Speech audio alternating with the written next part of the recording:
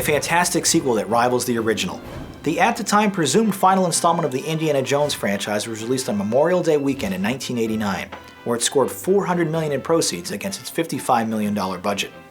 Unlike Temple of Doom, this isn't some half-hearted prequel, but a true follow-up to the original picture, featuring callbacks and returning characters.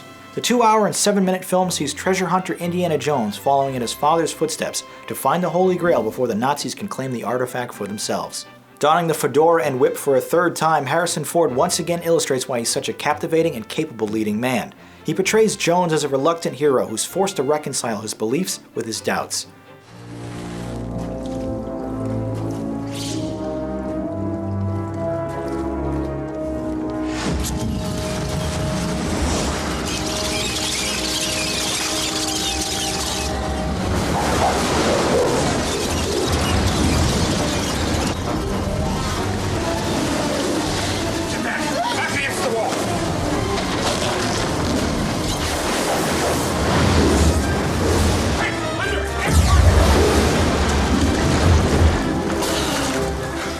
Despite being only 12 years Ford's senior, Sean Connery is more than convincing as his father, and makes for a franchise-defining addition.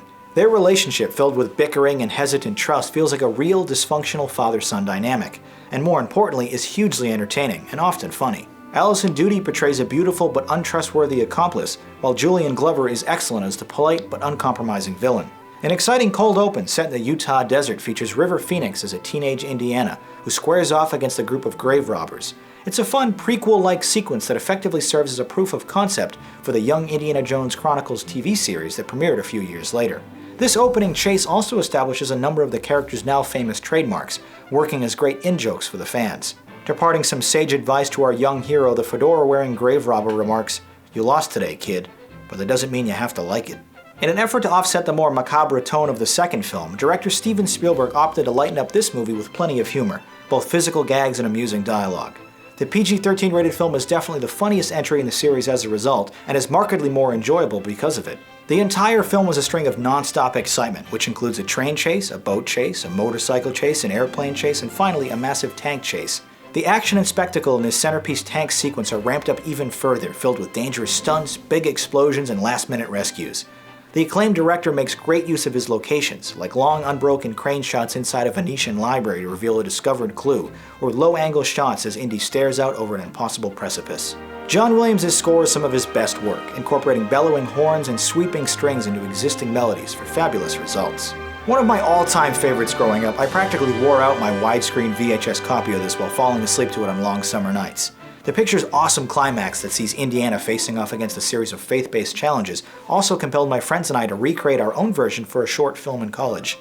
We had a lot of fun with what was basically a scene-for-scene parody, and I remain particularly fond of Montana Young and the Search for the Monte Cristo today, which has been available on my YouTube channel here since we first uploaded it 10 years ago. No matter how many times I watch, there's not a single moment of this picture I don't enjoy. And although it's too derivative of Raiders to truly be called the better film, it honestly is. A funnier version of a familiar formula, Indiana Jones and the Last Crusade is the ultimate adventure for all movie fans. Now let's see what you had to say about it.